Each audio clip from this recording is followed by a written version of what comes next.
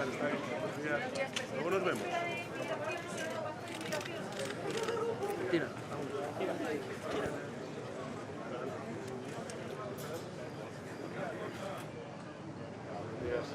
¿Qué tal?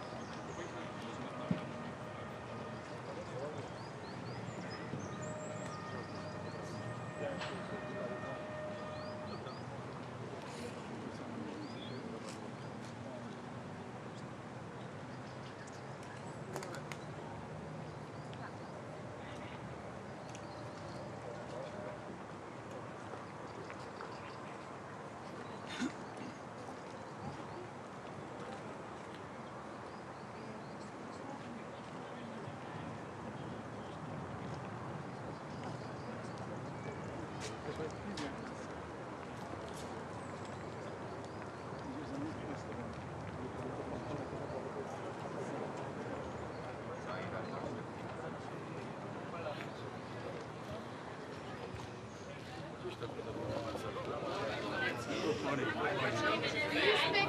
you expect an agreement today about immigration?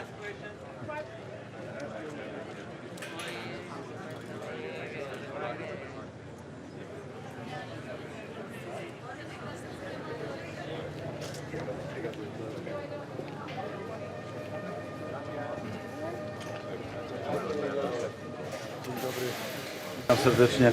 Szanowni Państwo, po wczorajszych wieczornych dyskusjach i przed dzisiejszymi warto podkreślić jedno. Europa staje przed zasadniczym wyborem, czy zgodzić się na masową, nielegalną imigrację.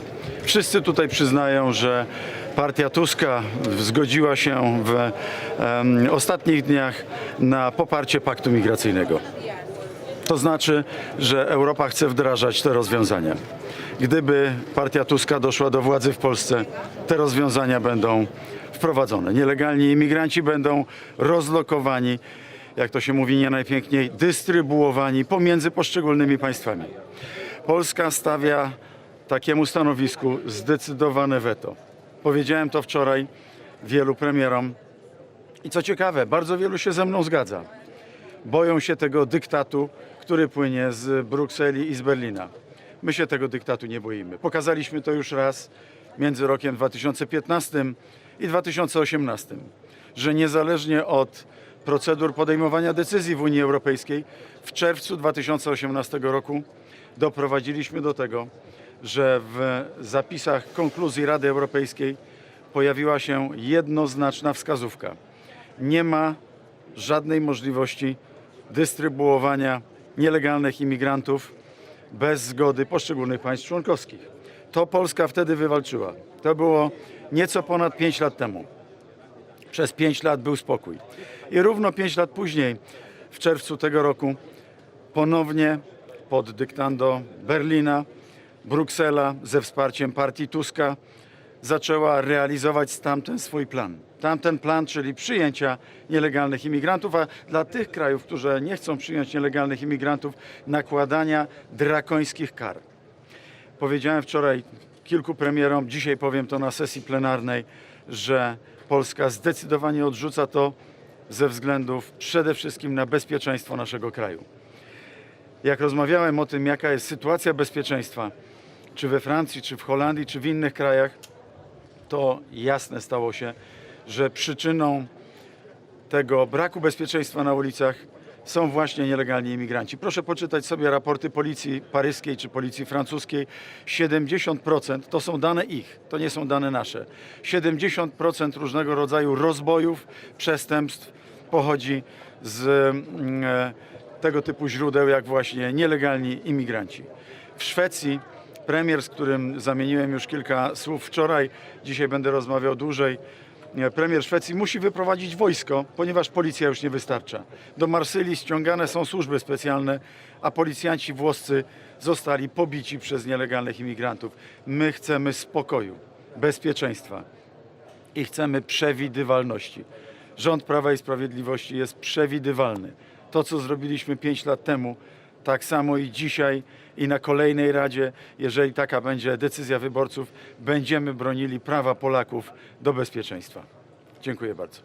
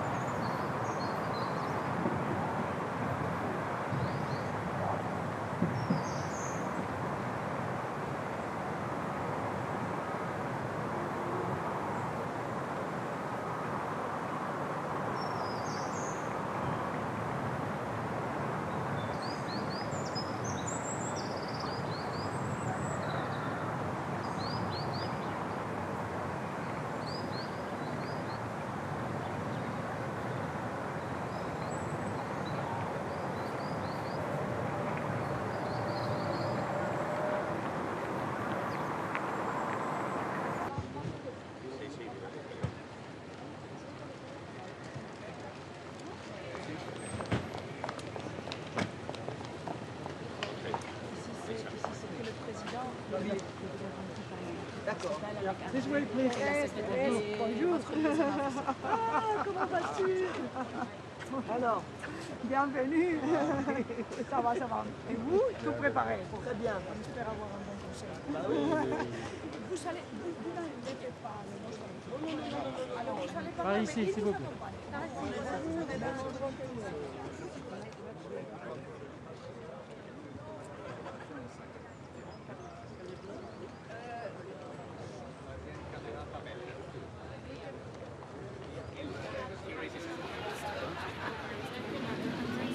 Hello.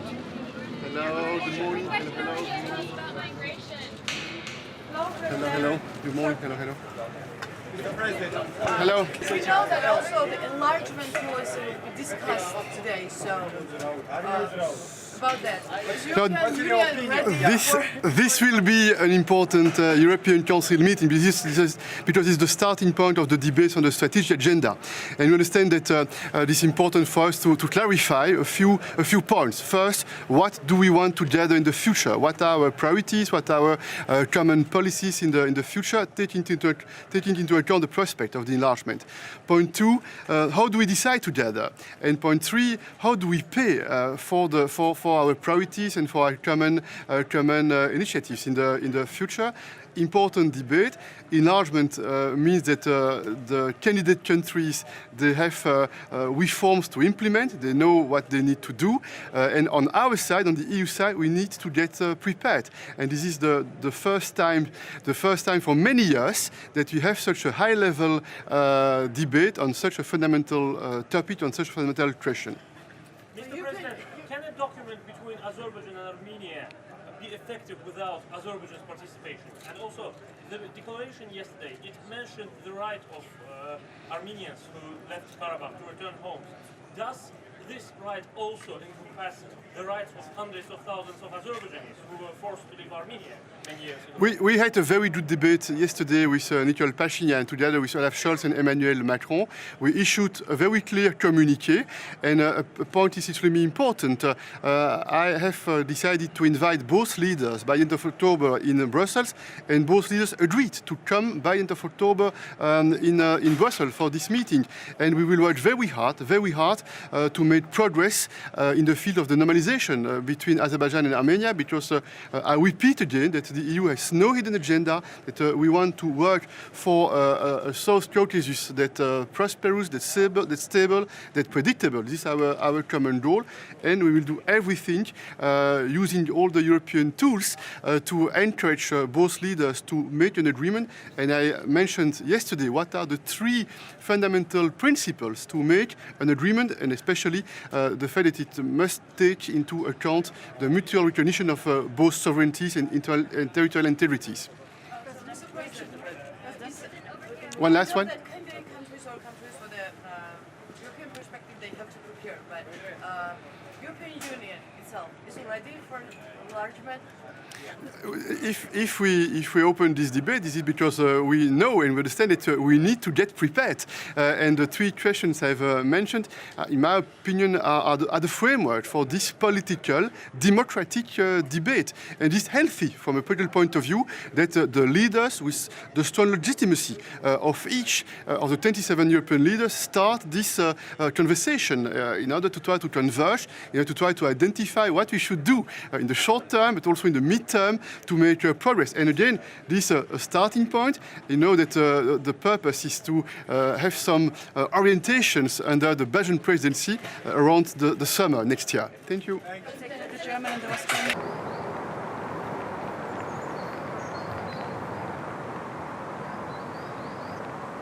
On 2030, are you going to be a little bit ahead of yourself?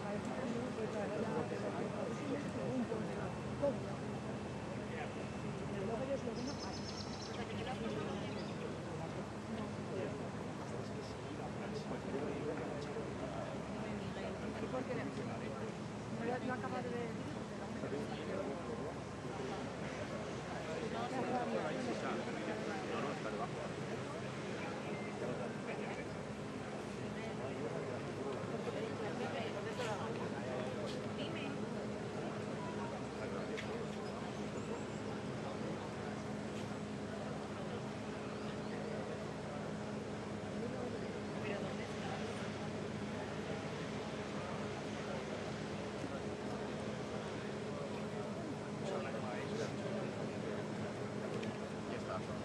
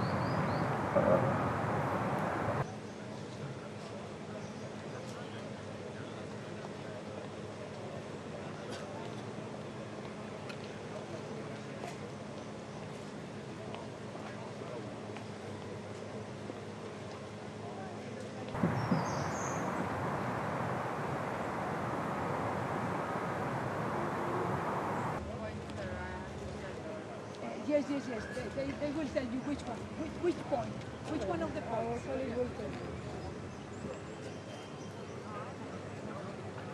Hey, ¿te han dado lo que hay de esto?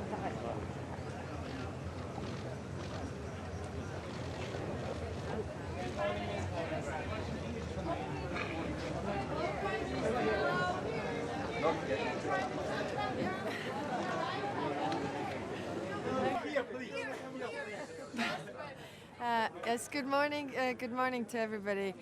So today we're going to have unofficial summit, but we have very many topics that we discuss. First is the strategic plans for the future. For us, it's very important that we increase the defense readiness of Europe. We have a war going on in Europe, and we have to prepare for that. That means also boosting defense industry, but it also means increasing the defense expenditure, because this is the reality that we live in.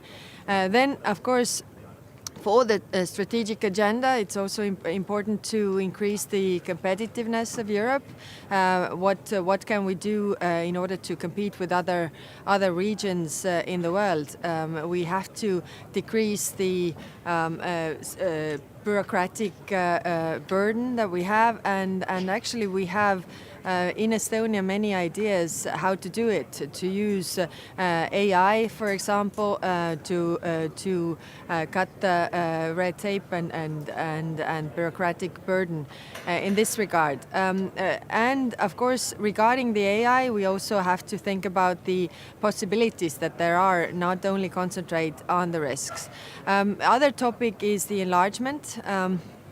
Definitely, we are supporters of the enlargement, because again, if we look at Europe competing with other regions in the world, then we would all benefit from the enlargement, which means that there's a convergence with those countries that are not in the European Union. We are a positive example of this, how being in the European Union, actually the prosperity of our country has increased, and the prosperity of our people as well.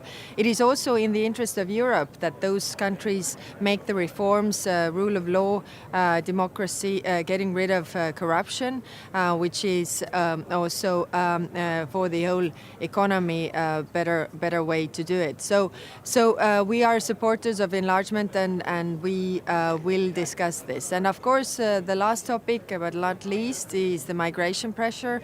Yesterday I had long discussions with our colleagues from the south, describing the situation, and we definitely have to think what we can do about this, and have a strategic plan regarding also the migration and the agreements that we have with third countries. Thank you. Minister, do you mind coming over here? We have a question for you. Okay, I will come later. On migration, about the date, so President Michel said 2030 is a possible date of expansion. So what is your position?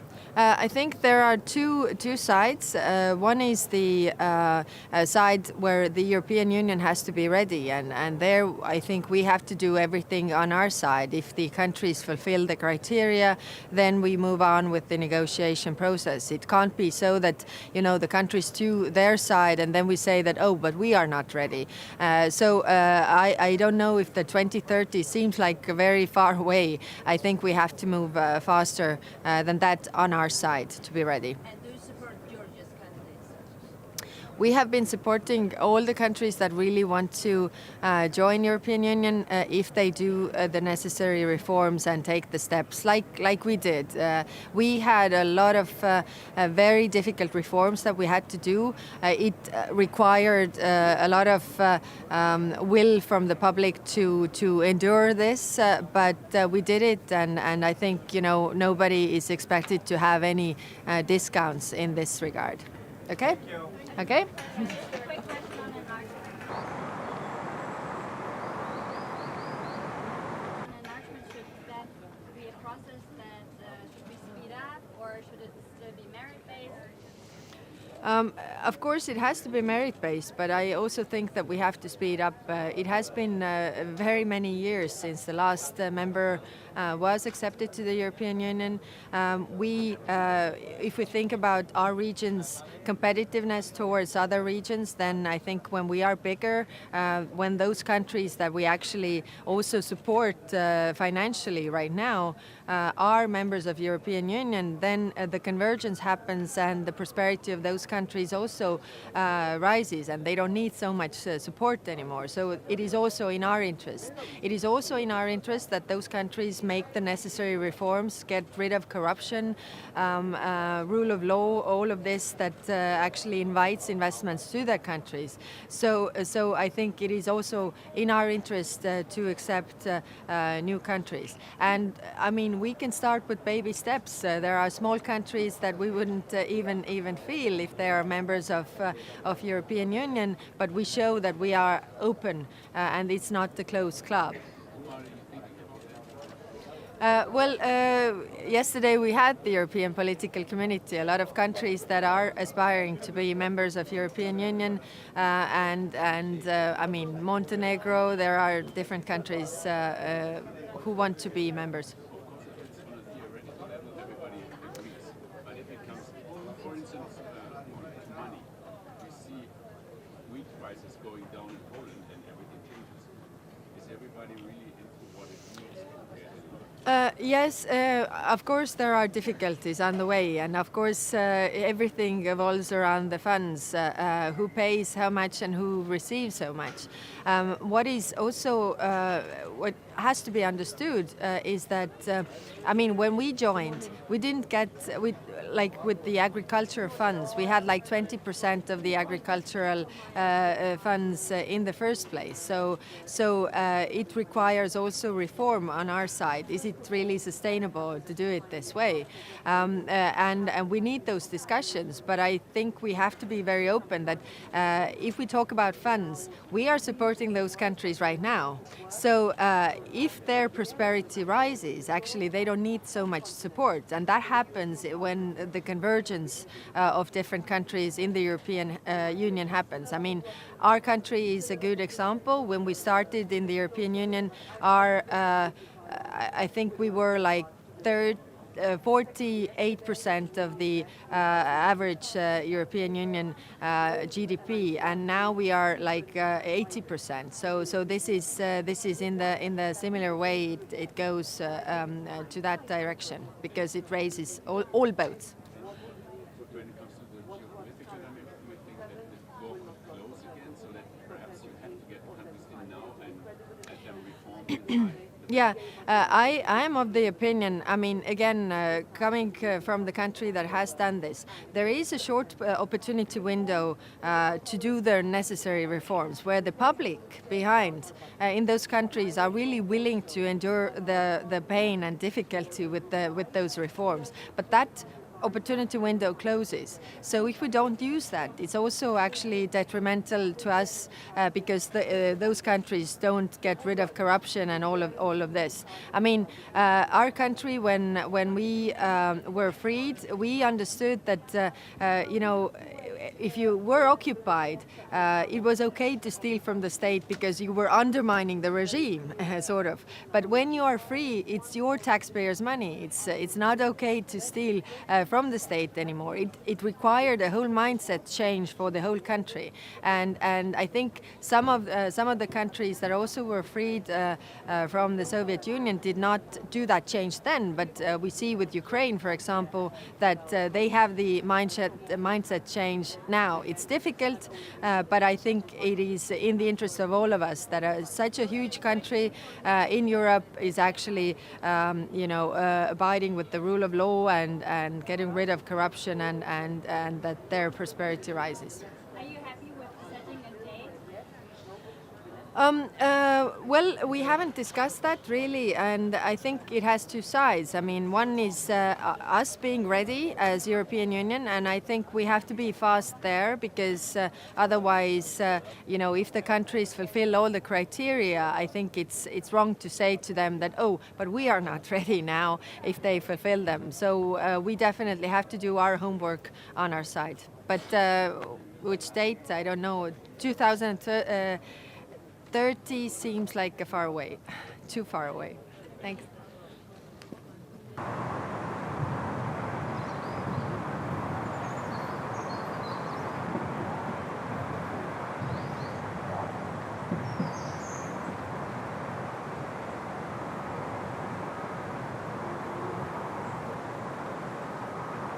The most devoted supporter of your membership. It's totally unfair that you are not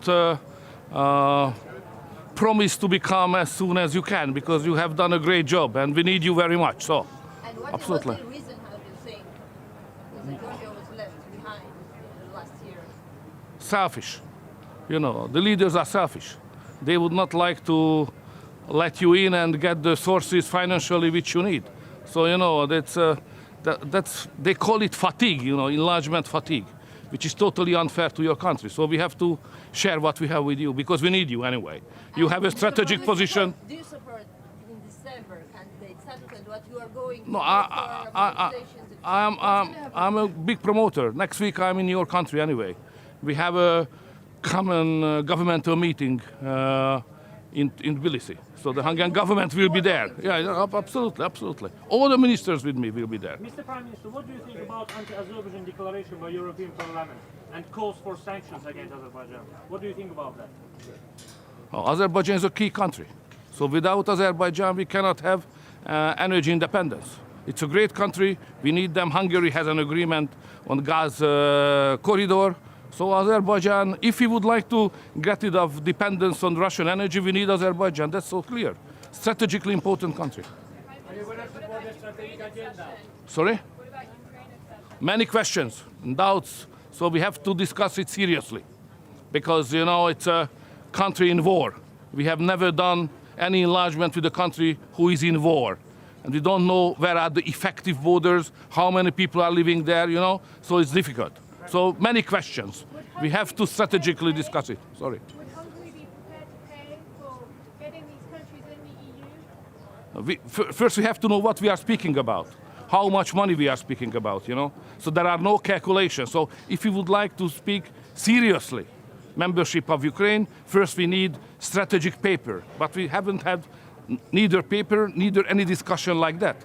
So we have to understand why it is good for European Union to integrate Ukraine and what are the consequences of that on agriculture, on security, on cohesion fund. Totally new agriculture will be born out of membership of Ukraine in Europe. Are you ready for that? Are the French peasants ready for that? So many strategical questions.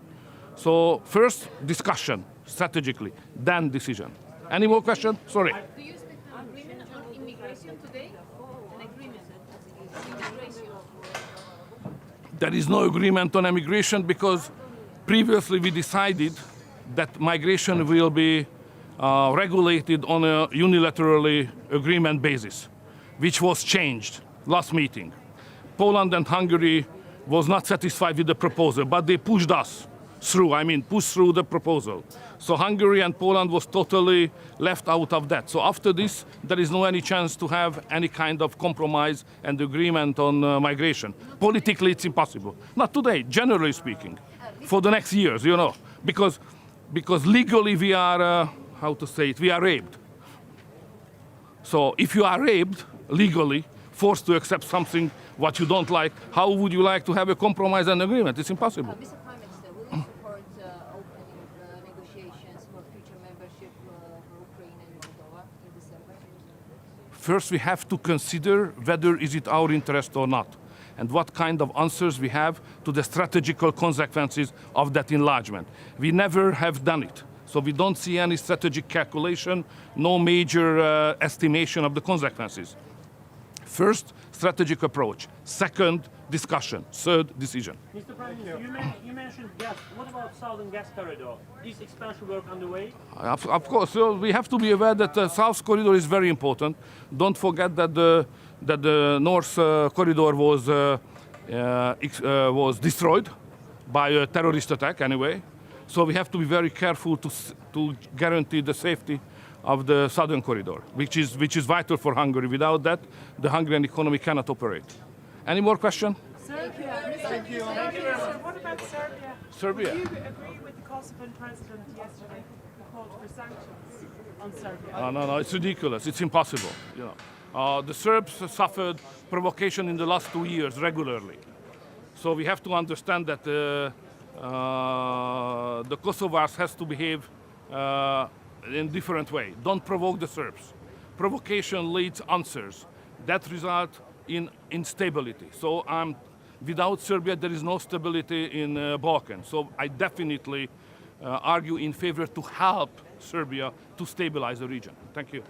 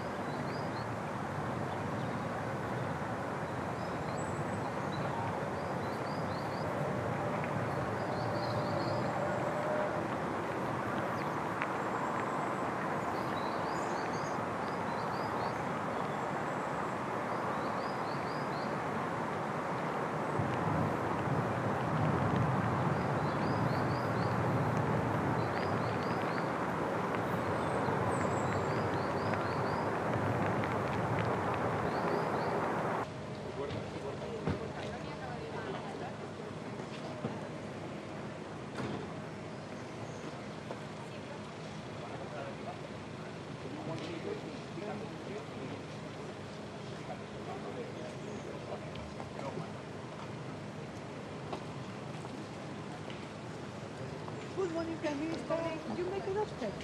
No. Okay. Then you can go anyway here, acompaña a la Patricia, and then go through the stairs. Okay.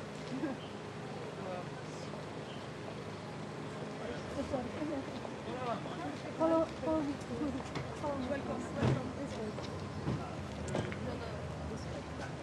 Welcome. No, she's not going to. I'm not going to do this. Please follow me.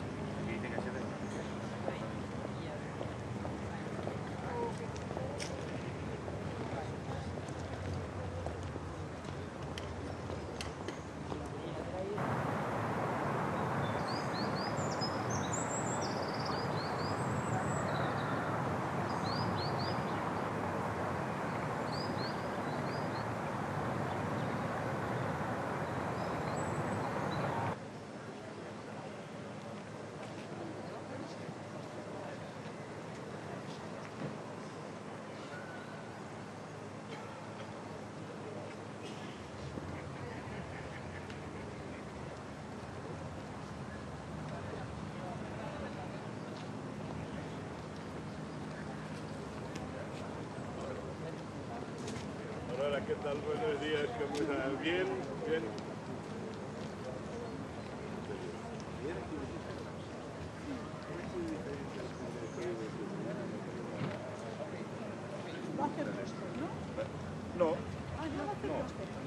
Pues sígame. Sube por la escalera igual, pero sí. Vale. Sígame, por favor.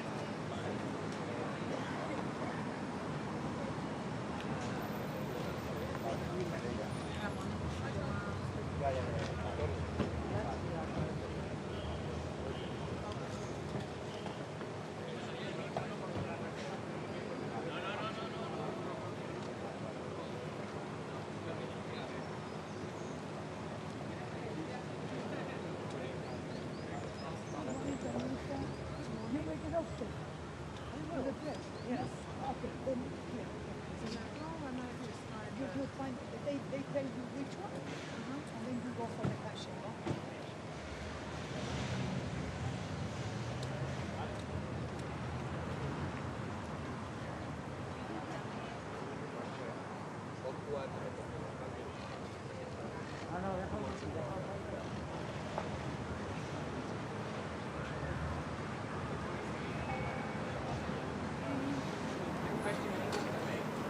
Yes.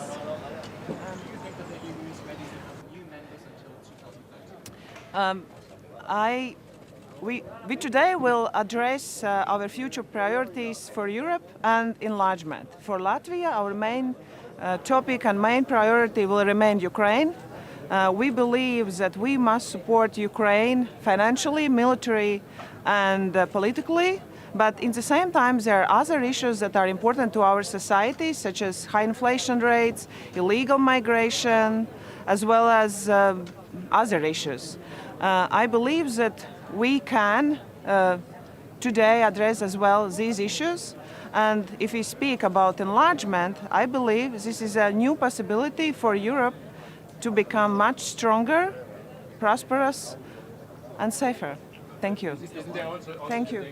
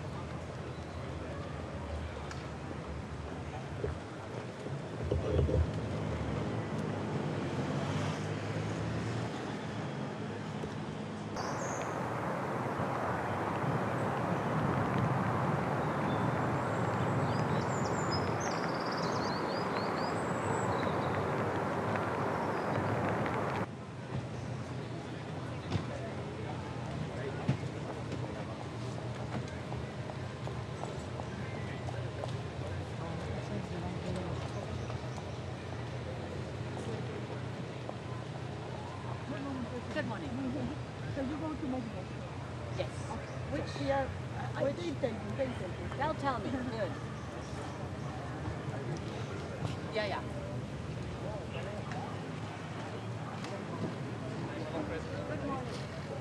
The camera in the middle is free and live. Where's the camera? The one in the middle was the purpose for the moment. Okay. Anytime. Yes. I was asked to go to the camera in the middle. So what I'm going to do now. So good morning. Good morning.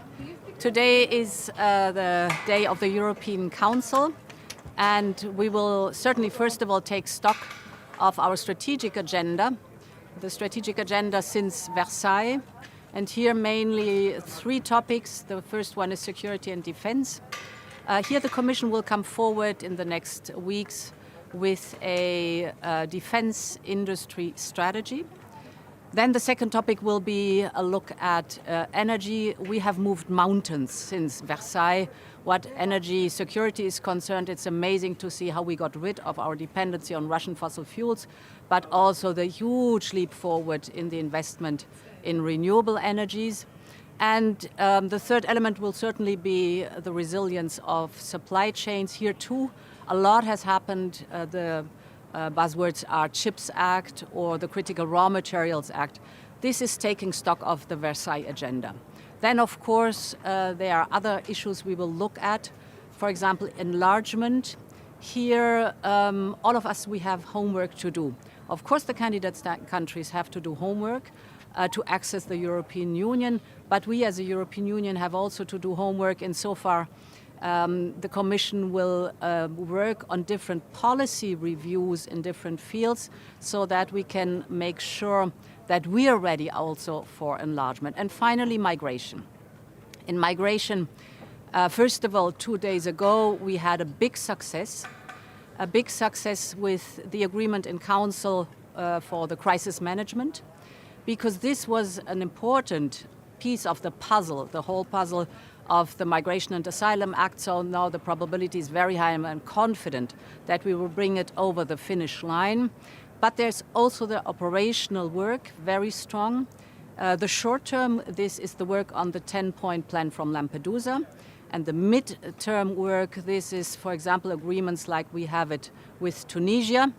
And here is important that we also look at the structural improvements, comprehensive partnership with the countries of transit or of origin, investment in these countries, and also the establishment of legal pathways and humanitarian corridors. The better we are with legal pathways and humanitarian corridors, the stricter we can be and have to be with the return of those who are not eligible for asylum. Because one thing must also be very clear, we have our international obligations, we will fulfill them, we have done that in the past, we do this now, but we as Europeans will decide who comes to Europe and under what circumstances, and not the smugglers and traffickers. Madam President, yesterday you met with Georgian Prime Minister as we are waiting for Commission and decision and recommendation for European Council. What will be your main message today for Georgia? Yes, we have taken stock of the progress in Georgia. Lots has been done, a lot is still to do. So the main message is take the opportunity now, give it a push forward and be very clear in the reform process and the policies that we have agreed. What about Southern Gas Corridor? Are there extractions work going on? Madam President, what's your message to countries here? People, countries who have reservations about cost and also about reforms that need to be done within the Union? I did not get the first part of your question because everybody was...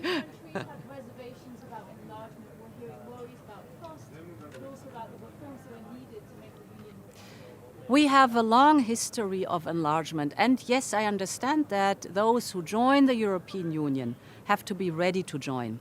But the experience of enlargement in the European Union was that it was always to a tremendous benefit for both sides. Not only the accessing countries benefited enormously, the living standard was rising rapidly, but also, of course, the European Union benefited enormously from accession.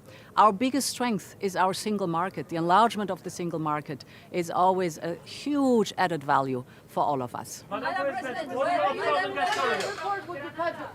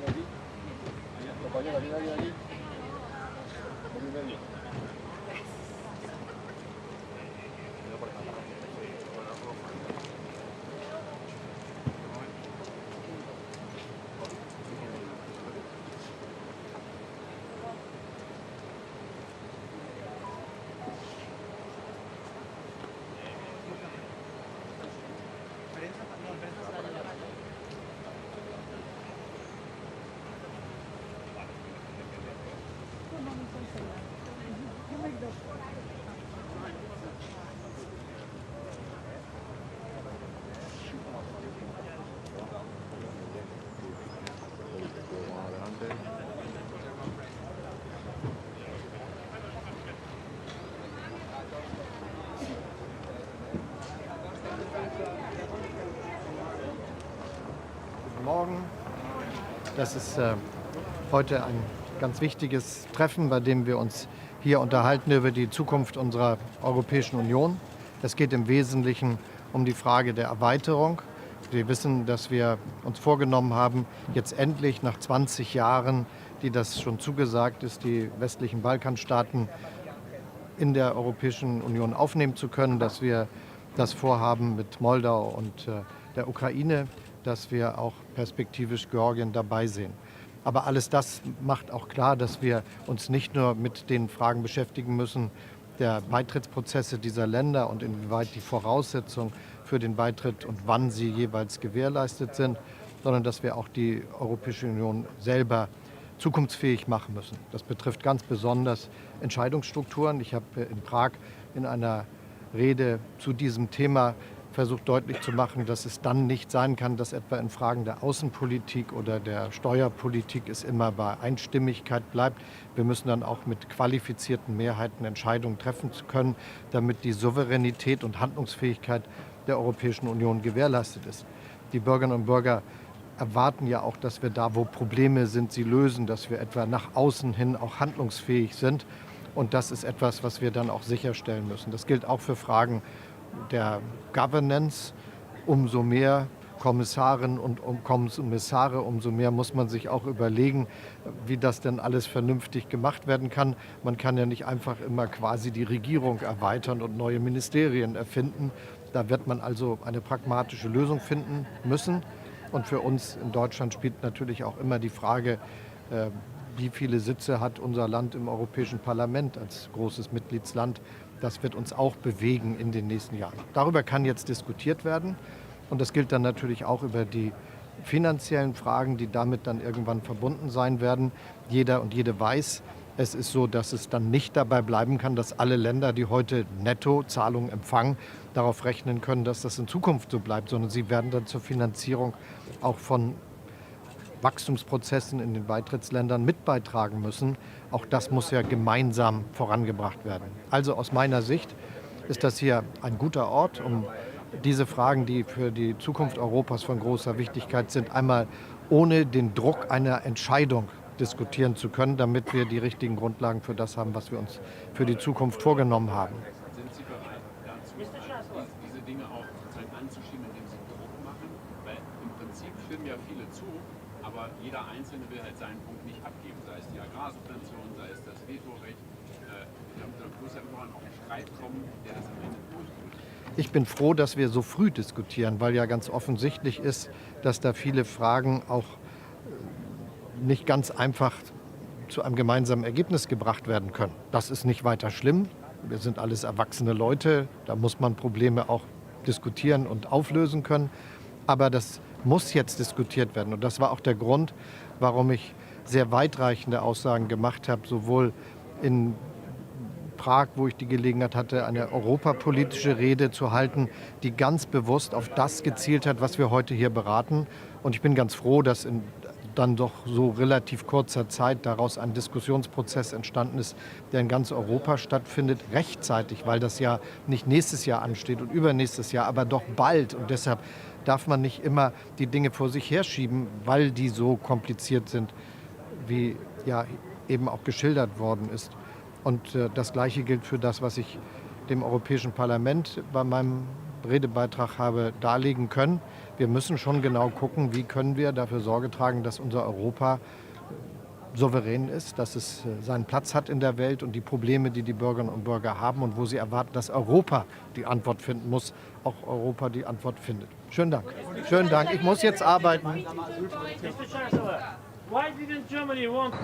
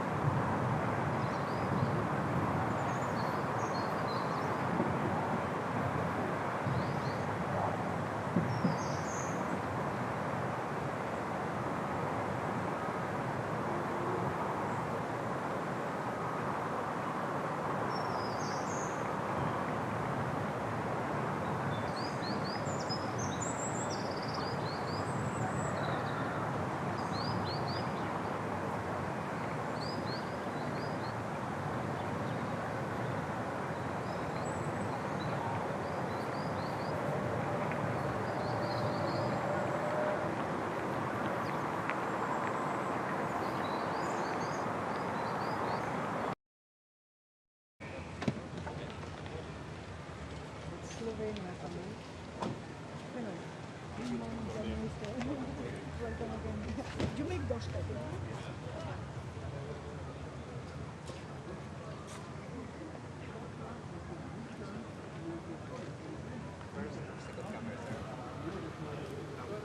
Okay. Se va la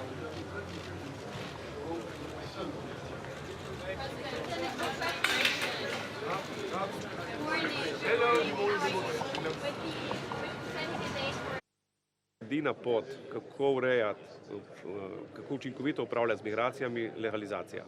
Se pravi, čim več migracij, ker te bojo vedno so bile, vedno bojo, čim več teh migracij spraviti skozi legalne oblike, ki vključujejo tako trening centre, ne samo z vidika jezika, ampak tudi z vidika veščin na samih lokacijah izvora, se pravi v državah izvora, konec koncev Evropa potrebuje delovno silo, in potem tudi legalne načine, kako pomagati tem ljudem, da pridejo do tudi služb in domov v Evropski uniji na popolnoma legalen način. In to na način, da se prvič izognemo kriminalnim združbam in drugič, da ljudje, ko pridejo, dobijo čim prej dejansko delo, ki jim tudi ustreza. Hvala lepa. Hvala lepa. Hvala.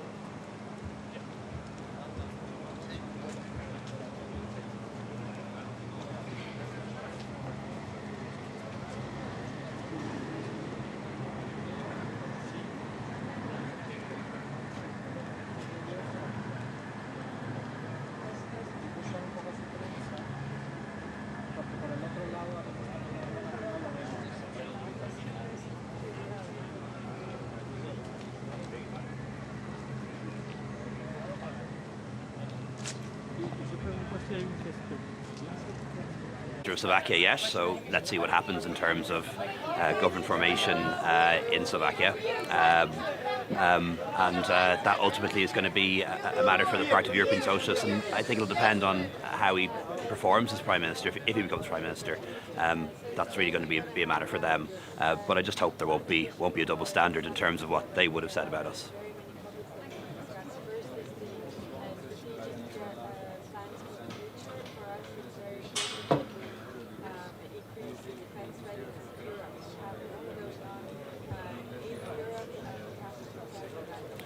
No, I'm very ambitious about enlargement. I think some countries, particularly some of the countries in the Balkans, have been asked to wait too long. I think we should speed it up.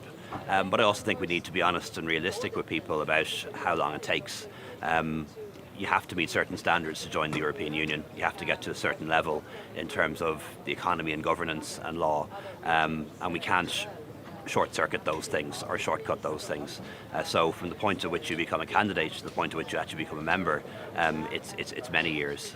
But I'm very enthusiastic about future enlargement. One of the great things about having the European Political Community meeting here yesterday was, I had a chance to speak to the Prime Minister of Albania, the Prime Minister of North Macedonia, the President of Montenegro, and to be able to say to them that Ireland is very much behind them when it comes to their bid to become members, and then also briefly when I spoke to President Zelensky yesterday to reassure them and the Moldovans too that Ireland will favour the beginning of negotiations with them in December, provided the Commission recommendation on that is anyway favourable.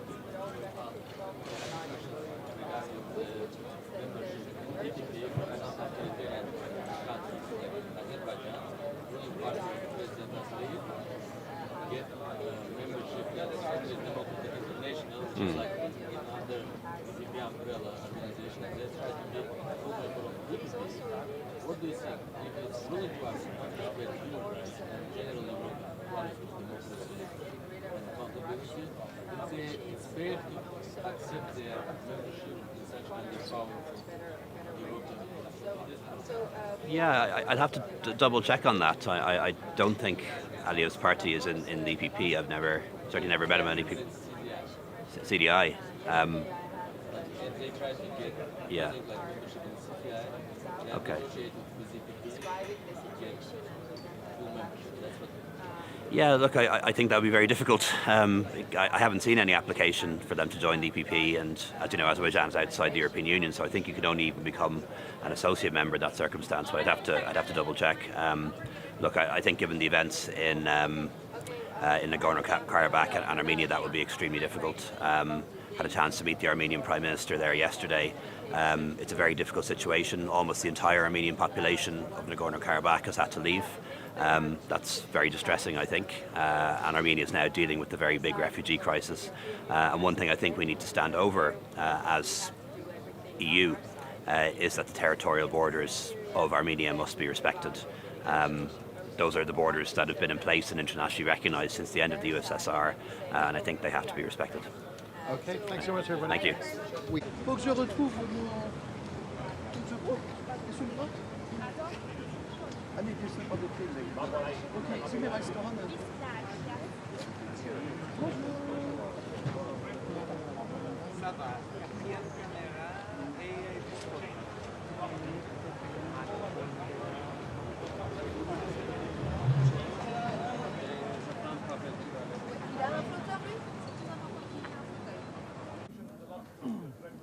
So, das ist kein Kurs. Ja?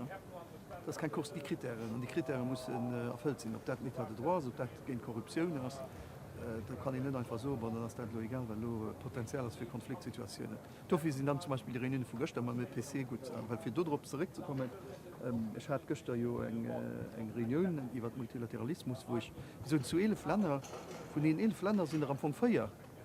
Das war Liechtenstein, das war Schweiz, das war nee, nicht Liechtenstein, pardon, das war San Marino, das war Schweiz, das war Lützeburg, an Irland, und dann nach Irland heißt du einfach mehr kompliziert mit dem Good Friday Agreement.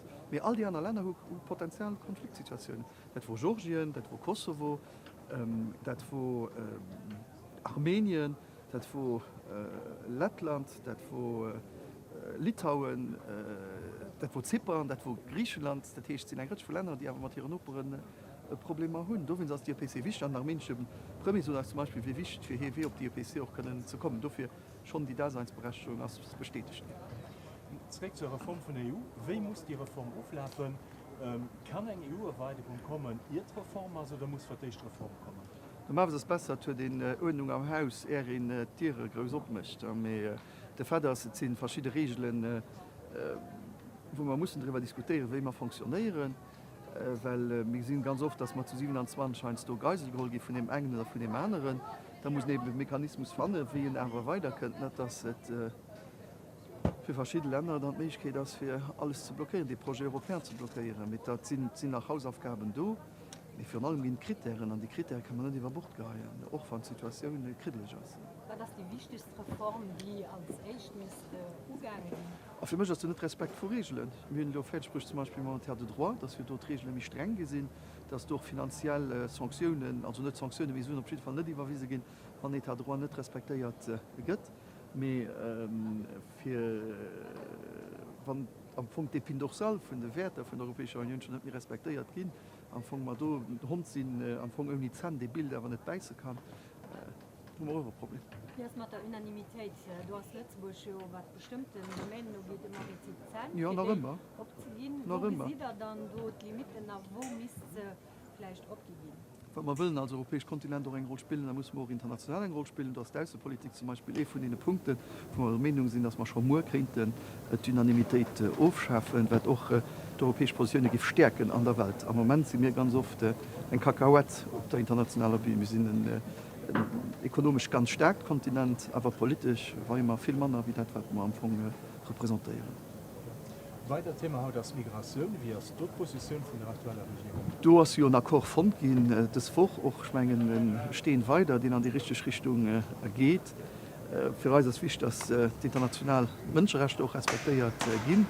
Aber tatsächlich, die Kapazitäten sind auch nicht illimitiert, und dafür muss ich gucken, wer eine Region kann fahren. Am Moment ist es ja mal weitergegangen, da gehen die Gespräche da weiter, mit das am zu Bresel, das vor nach Korfond das schon nicht garantiert. Da muss man gucken. Ich weiß, dass verschiedene Länder ganz zäh sind. Die frohe Solidarität kann alles arrangieren. Und dann da nicht eine Geometrie variable. Und dafür brauchen wir auch einen permanenten Mechanismus. Mit den Akkord respektiert die Menschenrechte. Da muss ich nur gucken, wann er ganz definitiv definiert ist. Der Fakt ist, die will nicht auf Flüchtlinge, also den Gefühl zu gehen, wie wir kriminell auf Flüchtlingen zu Summe geben an den Satz gesagt gehen, als nicht richtig, fand ich. Es muss in Prozeduren aber respektieren. Dublin muss auch funktionieren. Wir sehen, dass Dublin nicht funktioniert. Wir haben als Regeln gehen, wir sehen, dass die so nicht funktioniert. Wenn sie muss auch eben gucken, für verschärft zu gehen.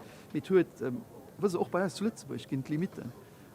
Bei uns zu Lützburg gehen doch Limiten an, wenn kein Platz mit ist kein Platz mit du. Und wir sind immer solidarisch, so viel wir können, aber wenn es nicht geht, dann geht es nicht. Und dann muss ich von anderen Ländern die Solidarität auch erwarten, die aber den europäischen Projekt so noch bringen. Das ist die letzte Summe von den Wahlen zu Lützburg. Mit welchem Gefühl kommt da hin? Also eventuell auch Gefühl, vielleicht das ist die letzte Summe, die ich als so gewählt in Lützburg premiere. Das dezidiert die Wähler diese Sonden. Ich habe die Chance, die letzten 10 Jahre hier uns Land zu vertreten. Das ist nicht um mir zu sagen, ob das gut oder nicht gut war. Auf jeden Fall, wir können als Positionen können verteidigen. Wir für allem ein europäisches Projekt können noch weiter schaffen an den Limiten, die wir haben. Das dezidiert die Wähler nicht so, ob ich nach 5 Jahren die Brüssel kommen oder nicht. Ja, das ist ja nicht, respektive was von der Westen der EU, weil die letzten Jahre zurückkommen. Die Friedensprojekte aber an intern. Wenn wir gucken, zwischen den 27, wir rundherum überall Konflikte. Überall. Armenien sitzen hier im CPR, nicht in der Europäischen Union. Kosovo, Serbien sitzen am CPR, nicht in der Europäischen Union.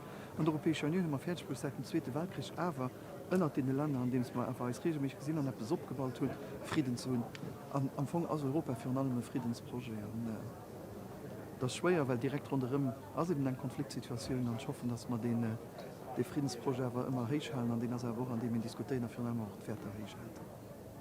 Und nicht als Premier, kann er auch als Außenminister schließen. Aber das decidiert noch immer der Wähler. Der Wähler decidiert, was meine Rolle ist für die nächsten 5 Jahre. Ich habe probiert, mein Bestes zu machen. Wo kein einfach Jahr und wo noch kein einfach Jahr für ich. Mit die letzten 5 Jahre, wo Covid hat, wo eine Energiekrise hat, wo eine Inflationsjahr. Ich habe probiert, mein Bestes zu gehen. Wenn der Wähler meint, hat ihn besser gemacht oder hat ihn besser die nächsten 5 Jahre machen, dann ist das so. Voilà. Ja. Ich habe noch eine Frage zur Erweiterung von der Sterne. Ich meine nicht, dass an dem der Message geht, ja, es geht schwer bis 2030, wir wissen noch nicht wirklich, dass die Reformen auf verschiedenen Ländern, wie an der Ukraine, wo zum Beispiel ganz stark ist, ausbremst. Und das nicht aber ein Frage von Ermutigungsmessage, wo müsste kommen. Ja, wir müssen den richtigen Equilibrium finden, Herr Velasquez. Auf der einen Seite, also mit demotivieren, wir haben die Leute keine falsche Hoffnung zu geben. Und da ist auch ein schlechtes Zeichen, wenn man all Leute so, die sieht bald drum, wie just nach der Tour, und da fehlt einfach noch etwas, mehr Kriterien, wenn die bis erfüllt sind, dann ist der Moment.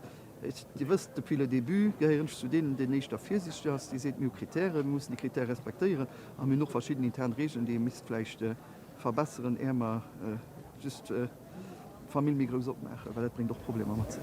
Aber wie realistisch ist das, dass man Dynamisität geschwind aufschaffen an der Außenpolitik, weil gegen Sinn machen mehr. Ja, im Moment das ist ganz schwer, und im Moment das ist für allem für mich wichtig, dass man fertig bringen, die Änderungen zu machen, wo man keine Treaties-Änderungen brauchen. Weil du weißt ganz genau, wenn man eine Treaties-Änderung braucht, da braucht man eine Unanimität. Da sind verschiedene Länder, die werden Referendum noch organisiert gehen, und auch verschiedene Länder werden express alles blockieren. Da wenn sie mal auf den Tisch stehen, alles, was man können machen, ohne Treaties zu ändern, ich meine, dass man da schon einen dicken Schritt noch viel gemacht hat. Voilà, ihr schönen. Gesehen wir reis gegen halber Rang. Okay. Ist das gut? Ja, ja. Ich weiß nämlich nicht, ob der halber gelieft. Halber 2 geht durch. Ja, wir müssen just gucken, wo wir sind so flexibel. Sie sind nicht flexibel. Hi, sorry für gestern, ich sind du fortgegangen. Nee, ich sind haut da noch. Komm mal zurück. Okay. Okay. Nee. Alors, bienvenue. Ça va, ça va. Et vous, tout préparé? Très bien. J'espère avoir un bon conseil. Vous allez, vous n'inquiétez pas. Alors, vous allez pas Par ici, s'il vous plaît.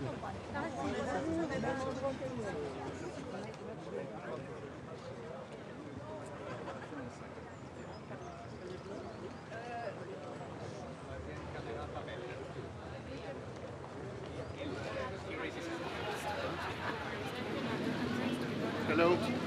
Hello. Good morning. Hello. Hello. Hello. Hello. Good morning. Hello. Hello. Mr. President. Hello. We know that also the enlargement. With setting a date for enlargement on 2030, aren't you going to be a little bit ahead of yourself? I think it's very important to set a date under my own responsibility, not more than that, but I can observe that more and more actors are supporting the idea that a date is useful. Useful why? Because this is an encouragement to work very hard on both sides. Without a date, there is a temptation to procrastinate, what we did a lot the last 20 years regarding the Western Balkans, for instance, and I have the impression that what's important today, this is not really the date. What's important today is the fact that we start in-depth talks among the member states, the leaders, with the strong legitimacy of the leaders, on what we need to do to get ready. And there are three questions. This is, in my opinion, the framework for this strategic agenda debate. What do we want to do together? What are the priorities? What are the policies? Point one. How do we pay? Difficult question. When we are talking about money, this is always complex and difficult. And it's a starting point today. We will not decide today. We will start those efforts to converge from a political point of view. And finally, how do we decide together, to make sure that we are ready and able to act or to react when needed. This is the framework for, I hope, a good debate that will take place today. And under the Belgian presidency, we will work further. And the goal is to have some concrete principles, orientation for the future around the summer next year. The Finnish Prime Minister just earlier said that enlargement is a geopolitical necessity. Is this element getting stronger compared to the traditional criteria? Look, let's be frank. The recent years, we have observed a certain form of serious difficulties, even to address the topic, even to discuss the topic at the level of the leaders. And we have understood with this war launched by Russia against Ukraine, it's not possible anymore to procrastinate. This is possible anymore to turn blind eyes. We need to address, to tackle this question. It doesn't mean that this is easy, because across the European Union there are different opinions, sensitivities, and this is the European democracy. We show respect for this reality, but this is not because this is difficult that we shouldn't address. On the contrary, this is difficult, but I feel that we have the political strength to address such a topic and to make decisions. What is more important for you, the geopolitical dimension or the merit-based process? No, this is very clear that this is a merit-based process. This is extremely clear. And because it's a merit-based process, this is good to set a date, because with a date, it will encourage everyone to work in order to fulfill commitments. But if it's necessary from a geopolitical point of view, wouldn't it be also possible to become member and reform inside the EU? I'm very clear, and I have been very clear. This is a merit-based process. It will remain a merit-based process. But there is no position between a date and a merit-based process. On the contrary, a date is an encouragement to make sure that the conditions will be fulfilled by each side within the EU, but including with the candidate countries. Thank you. Merci beaucoup.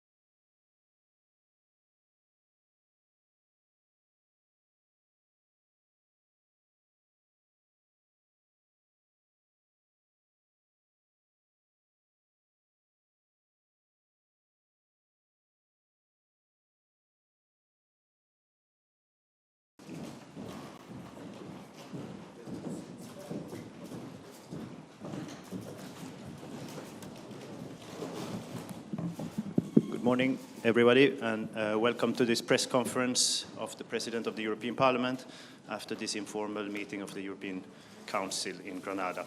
The President will start with a statement, and then we will take some questions afterwards.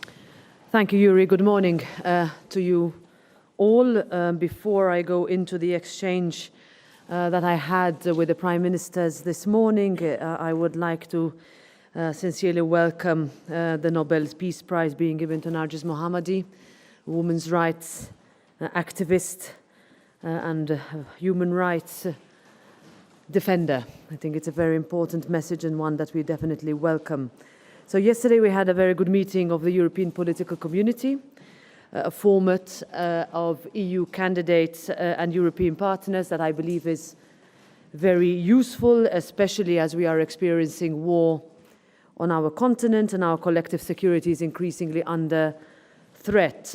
But to be clear at the outset, the EPC cannot become a substitute for enlargement because enlargement is and remains the European Union's strongest geopolitical tool. It is an investment in peace and security and democracy and, importantly, prosperity, a process that benefits everyone involved, both current and new members. And if previous enlargements have shown us, is that this is evidently the case. And that's why one of my main messages was to say that we must start a genuine discussion on our own EU internal reform. We need to be ready when the candidates are ready. Therefore, we must start now because it is long overdue. And anything is clear is that what worked or works for 27 will not work for 32, 33 or 35. And I did this in order to link it also with how we reform internally, which we have to kickstart, but also looking at the immediacy of the work that we are doing until the end of the year is the revision of our long-term budget, the multi-annual financial framework. And my second point was about the fact that funds are finite. If the pandemic, the invasion of Ukraine, natural disasters and the cost of living crisis have shown us is that all have taken their toll on our budget. Rising interest rates have pushed up our next generation EU borrowing costs, and we cannot let the next generation of Europeans become responsible for repaying our debts. So I also said that our budget is stretched to the limit, to the extent that it cannot be that if a country that faces a natural disaster towards the end of the year is told that there is no money left. This is the reality that we live in today, and if we continue on this trajectory in December this year, our current funding for Ukraine will run out. And this means that we cannot simply ignore these realities. We need to act now. That's for the security of Ukraine, for the security and future of Europe. We spent a lot of time talking about migration. For the first time in decades, and really decades, there is a realistic possibility to find an agreement on our common rules on asylum and migration. It is within reach. Now, to do this, we need to hold the course. We need to keep calm heads and finalize our work on the Asylum and Migration Pact. There are 5 files. All of them can now, following the agreement this week reached on the crisis regulation, can resume with the pace that I would like to see faster, but looking at a successful resolution over this pact by the end of our mandate. And the reason why I say the end of our mandate, because election after election, migration dominates our citizens' concerns. It tops our citizens' concerns. And what we cannot let is this debate dominate and polarize yet another European elections campaign. I'm not saying it won't happen, but the least we can do is that we can show on paper, on black and white, that we have addressed this issue from a legislative angle. Thank you. Thank you very much. We have time for a few questions. We start with Gabriella here, please. Hi.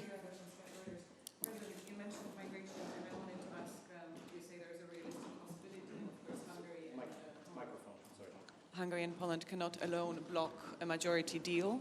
but they are, offering very harsh anti-immigration rhetoric today in the arrivals, talking about legal rape and, clearly outlining their position against the EU policies. So even if they can't stop it formally, what does it say about the possible implementation? And you're saying, we're going to have a deal on paper, but will it actually change anything on the ground? Thanks. I mean, I remain optimistic. What has kept us, let's say, far behind in the past is that there was no political will to go through with such ambitious legislation with a majority. Consensus was sought year after year in an area, and this is when we talk about what we mean by veto rights, in an area where a veto cannot be used in migration policy. Now, does that mean that we do not understand individual countries? I had a conversation this morning with the Prime Minister of Poland on this, and there is, a need to recognize that national situations are different. If you talk to colleagues from the Baltic states, they talk about the hybrid threat of migrants being pushed through Belarus. That is a new front, if you will. I still regret, in a way, after having worked in this area for decades, is that we still do not realistically make distinctions between a land border and a sea border, between irregular arrivals that come by sea and irregular arrivals that come by land. And I think that if we go and we can convince, and there will be a lot of efforts for this to be made, that the 5 files can go through, which balance security at the external border with solidarity from an asylum perspective, then I think we can really start to look long-term at identifying how we deal with our neighbors. The countries that you mentioned, refer to different neighbors, how we talk to countries that are either, and help countries that are source countries or transit countries. So there is no individual solution. There's no, if I can use the term, silver bullet, but let's not kill this pact before we adopt it. I think we owe ourselves and our citizens that.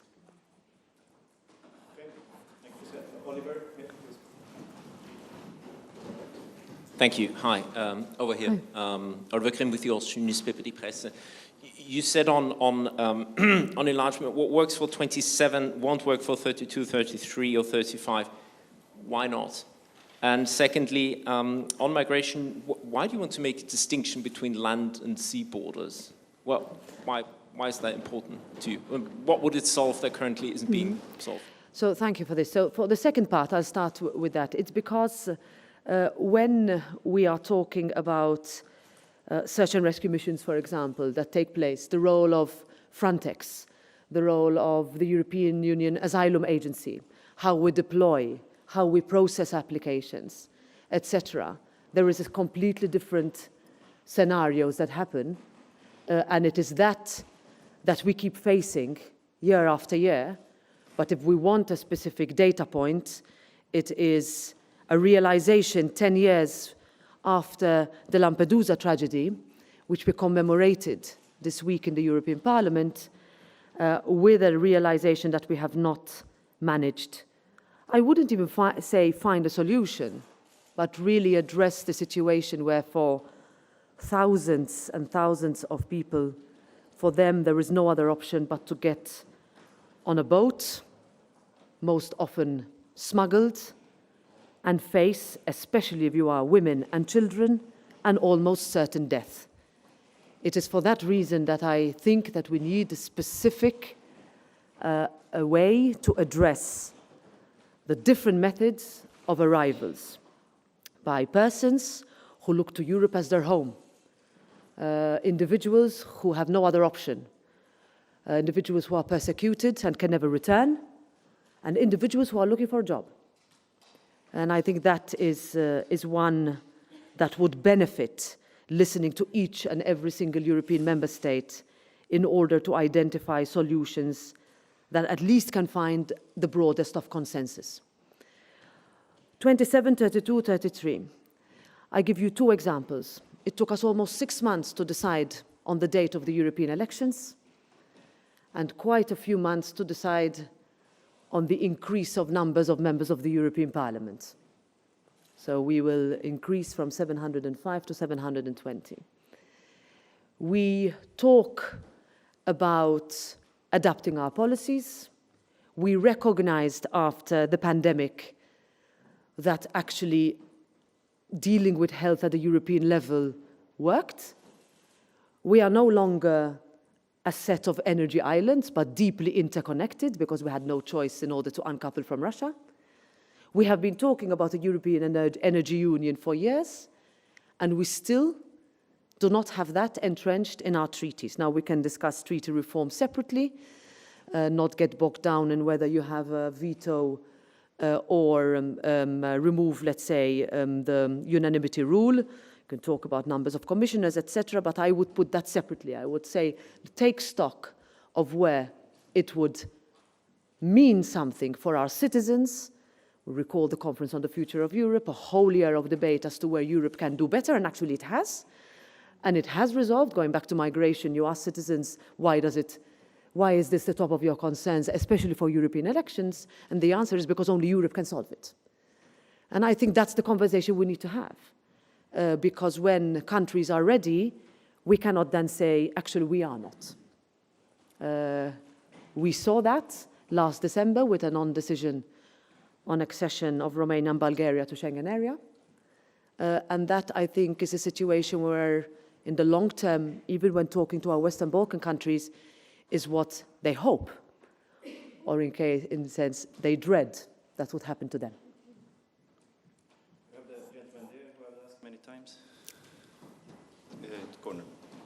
Mateusz Chustun from Polish Radio RMF. I would like to ask you also another question about the migration, because in the morning our Prime Minister said that he will not change his statement about the migration pact. And of course, everything depends on the election next week in Poland. But what are you going to do if the Law and Justice, this political party, will win the election? How are you going to talk to them about the migration pact? And this is the first question. Another short question about the Nagorno-Karabakh, because we've heard that this is also a big topic on that summit. What about the Nagorno-Karabakh? If this area will be still independent, or this agreement between Armenia and Azerbaijan, included this country to Azerbaijan, how it looks? Thank you. Thank you. First, of course, I will not presume to speculate on the outcome of the election next week. And I recall, a number of discussions that we've had with our Polish partners for many years, but also recently with the situation of the migrations being brought in from Belarus, for example. That is a specific situation. But I would also say that one needs to talk to another. I think what we have not done enough in the European Union is actually find broader consensus. This week was an exception. We have seen discussion very well led by the Spanish presidency to unblock the crisis regulation, with Italy and Germany coming together to agree with making sure that their individual perspectives are met. And that is one that I think we could bring countries like Poland on board in the longer term. So I would rather say we'll see what happens at the election, and we will talk to the government, and as always have been done, in order to identify whether we could help to change the position, convince, and also understand the realities that are being faced by all individual countries. On Nagorno-Karabakh, I was asked about this question during the debate with the Prime Ministers. I confirmed that yesterday a very strongly worded resolution was adopted in the European Parliament on the situation. At the moment, we would focus on the humanitarian crisis, in other words, how to help Armenia absorb the refugees, tens of thousands who have left their lives behind within hours because they were forced to leave. But I also welcome all efforts to de-escalate and therefore wish that we would see that de-escalation result in something a little bit more concrete than we've had so far in the future meetings with the European Council President, the French President and the German Chancellor, who have placed a lot of responsibility on themselves to speak to both Armenia and Azerbaijan. Finally, I have invited the Prime Minister of Armenia to address the plenary, and he will in Strasbourg on the 18th, so in 10 days from now. One final question here, please. Thank you, Madam Hi. President. I am Emin Hussein from Objective TV, exile-based Azerbaijani. Yes, we spoke yesterday. Yeah. My question is, European Parliament adopted since from this year 3 resolutions. In March, a resolution on EU and Azerbaijan relationship. In September, we have resolutions which is urged situation with the political prosecution in case like Gubati Badoglu, famous scholar and anti-corruption fighters. And recently, you adopted a resolution with situation with Karabakh. And always you urge Azerbaijan government to improve situation with human rights, respect European values, but situation not improve according to our observation. And government still try to get some kind of benefits in relation with EU. They are still continue to provide sell gas and oil to EU member states. But Azerbaijani civil society and critical voices like independent media and opposition stake in the big disaster. Question, please? What EU should do to improve situation? Because we are your energy partner, but Azerbaijani people in reality didn't get any benefits from EU. It's 10 million population which live in the big prison. Okay, thank you. So we spoke, as I said yesterday, and I will repeat again. I mean, I stand by the resolutions of the European Parliament. Those are the official position, as you know. But perhaps to add is that what we have been very consistent, especially since the Russian invasion of Ukraine, is that we cannot go from one unreliable partner for energy to another. And that is a position that we keep. Okay? Thank you very much. Thank you. This concludes the press conference. Thank you. Well, we could do it